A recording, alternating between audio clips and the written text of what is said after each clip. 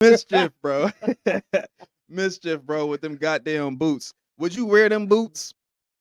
I don't fuck with them boots. I'm not gonna lie. I Cause really, you know they try to say they like the they like the Timberland 2.0s or some I shit. got Timberlands on right now. And they don't look shit They like don't them look damn shit. boots.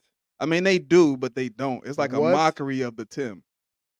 It's like a The mockery hell? of the Tim. You know what I'm saying? Like, Right. hold on, we're gonna pull them up on the screen. It's a mockery of the motherfucking Timberland, man. We're gonna see what this damn video is about. Hold, let's tap in. Such a cultural icon. And so Colin's going to give you a quick breakdown of their history. If you want to see more about their history and more of their boots, go watch our other reviews. But here's Colin. Look in the at that 1980s, boot. Timberlands became a youth fashion statement in Europe, starting in Italian boutique shops, which essentially started the process of Timberlands moving away from a functional waterproof boot to a lifestyle brand. Right. Then in the 90s, in New York, they really started to blow up. Allegedly, the popularity started because drug dealers were buying them to have comfortable, dry shoes to use all night. These corner drug Bullshit. Drug dealers was using them to have comfortable dry shoes all night. Them motherfuckers comfortable like that? You standing all night in some Timbs?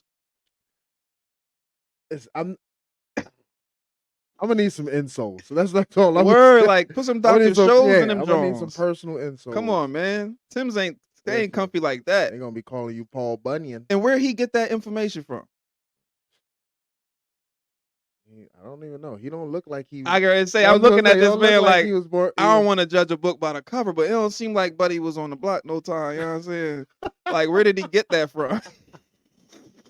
Like, what? Research. Who gave you the information? Like, word. Like, damn, his black friends told him a little, yeah. Dealers were kind of style influencers and would have the cutting. Young people in Harlem would travel all the way to Midtown to purchase Timberland boots, which grew to have a significant value in predominantly black neighborhoods. Biggie Smalls was photographed wearing the boots during multiple performances and rapped about his Timbs for my hooligans in Brooklyn in his 1997 song Hypnotize. While Nas wore them throughout his 25-year career and rapped with lyrics like "Suede Timbs on my feet makes my cipher complete" in his 1994 song The World Is Yours. Classic. All of these factors turned Timberlands into the must-have unofficial boot of New York City. It's dead brick, fam. Between 1991 and 2000, Timberland's profits increased from 80 million to over 500 million, and by 2000, revenues He gotta be surpassed. Jewish and grew up around you know, in Brooklyn. In Brooklyn, they got the Jews. A lot of Jewish hella people Jews. around They got there. a whole neighborhood. Yeah. A whole block. Like I grew up across the street from a whole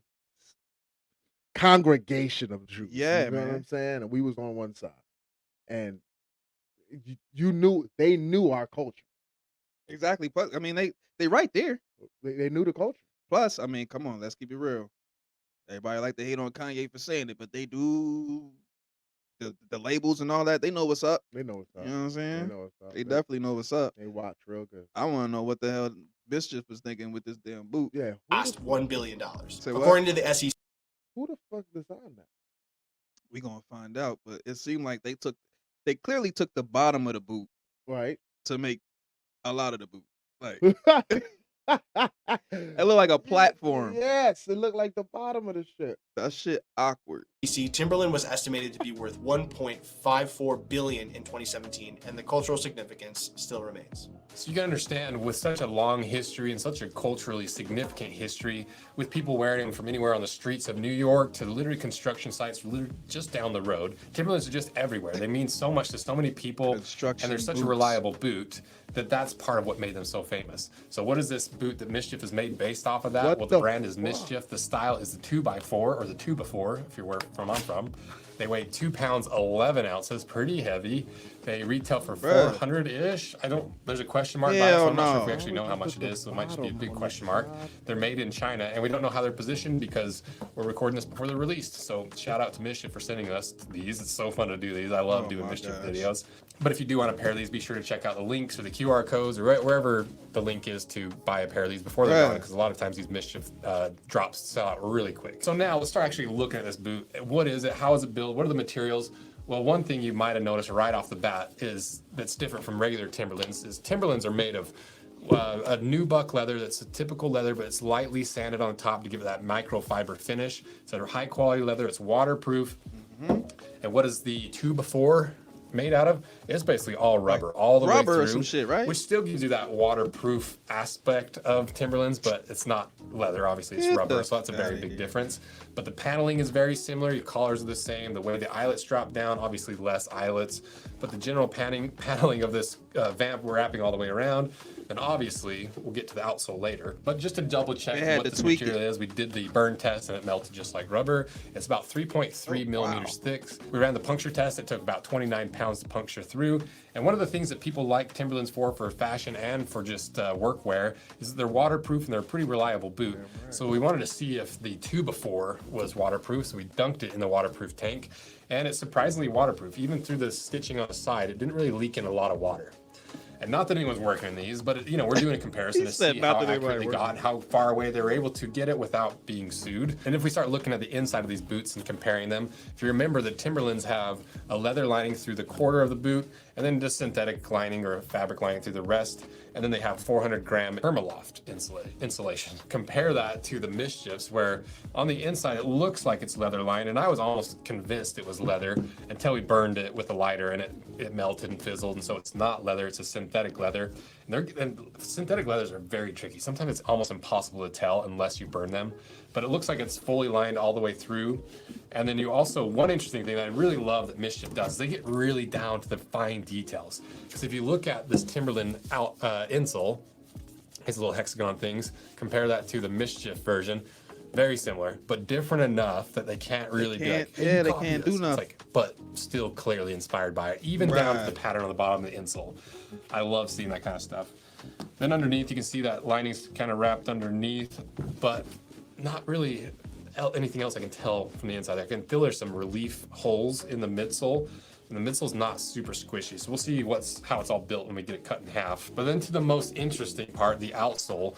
The Timbs have this classic luggy pattern that have been really popularized by work boots, anything from the Vibram V100 to Pacific Northwest boots to more casual luggy boots, hiking boots. A lot of the most famous hiking boots have this exact pattern on the outsole. And Timberlands have definitely helped popularize it, and it's an important part of this boot. And one really cool thing about this outsole pattern, regardless of who puts it on the bottom of their boots and which brand, is this pattern's been around for a long time. I think it's like 60 or 70 years old. And it's just another really cool example of something that got figured out and optimized in a different period of time. And still today, probably one of the most popular, if not the most popular work outsole around. And it's one of those things that just kind of gets forgotten about. It's the bottom of the boot. It's not a big deal, but it's one of the most important parts of why Timberlands are popular, because it's not every just time I that see it's this a motherfucker nice looking boot modeling that people and can shit, wear, man. but it's a boot that you can work in. And in So question is, This nigga just jumped into the damn water with the bottoms on top of his boots. would you rock the boots? Fuck no. Not rocking no shit. He said, fuck no, that's a disgrace to the NY in my blood. Right. Don't disrespect the Timbs like that. You know what I mean? I'm all for a creative mind, you know what I mean? You're doing something different. You're trying shit out. That's not gonna make it, buddy. Not gonna make it. That's not gonna make it. That's not gonna get a lot. But nah, let's give it a B. No, they do look better than them stupid ass red Jones. If somebody was like, red Jones are those, you had to wear them hoes. Which way? You talk about the big big red boots that come up to your your knees, them like big stockings, old damn, and they're big as shit. Them damn Rupert boots. Where did they get the idea from that? A cartoon or something? Them damn gumball boots, like something like one of them cartoon boots. Nigga, like the hell? That's just crazy. But I would rather wear those than those boots. I'd burn both of them. But what I'm saying is, I'd burn both of them. Real shit though. I'd rather put the Timbs on. The actual Timbs. Yeah. And wear it around my house. Those motherfuckers, big rubber boots, bro. The big red ones? Nah, man. You see, they try to make they ain't try. They made them in black. Like, that was gonna make a difference. It don't matter what color them big ugly motherfuckers on, you look stupid in them hoes. Shit, yo. Like, it don't matter if you get a size 9, the size 9 look like a 12. You get a size 12, it look like a 15. Them Joneses, bro. They big as hell. Bro, it's like they are really cartoon boots. Yeah. Like, yeah. Like Like you only wear that like those are really like you don't just wear that. You wear that to Comic-Con or some shit like that. You know what I mean? Where you have a reason to wear that. what was that chick's name? This shit, Popeye's girlfriend, bro. Yeah, Olive oil. olive oil boots. That's what they look like. That all look like Yo. olive oil boots, yo. Oh man. Straight up. Look, hold up. We gotta put the olive oil boots on the screen because it's that real. Hold That's up, people. Check out the olive oil boots. Olive oil boots is crazy. That's just But crazy. them Jones look like olive oil boots, bruh. That's just crazy. They do. Look at them hoes. They come up to the shin. Yep. If they bake them hoes in brown, they olive oil boots. Early. That shit crazy. Big ass boots. Big ass, ugly ass fucking boots. Said ass math. Big ass, ugly ass, funky ass. Funky ass, stupid funky ass ass boots. Yeah. I don't know. I like I said, I like the creative mind, but you know, sometimes we go a little too far. They went way too far. The motherfuckers just want to put anything on. They went all the way too far. You know. And not even rocking it right. You know what I mean? You rocking the big red boots with brown pants and a green shirt. Like you can't. How could you?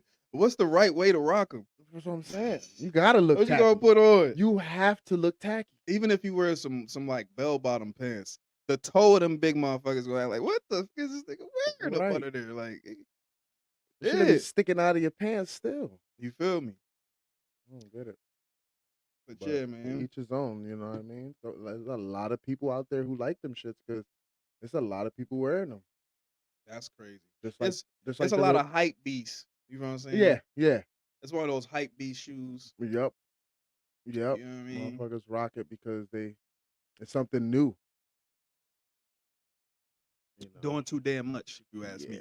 You know. I don't think that's a trend I need to follow. Nah, definitely not. Definitely not, bro.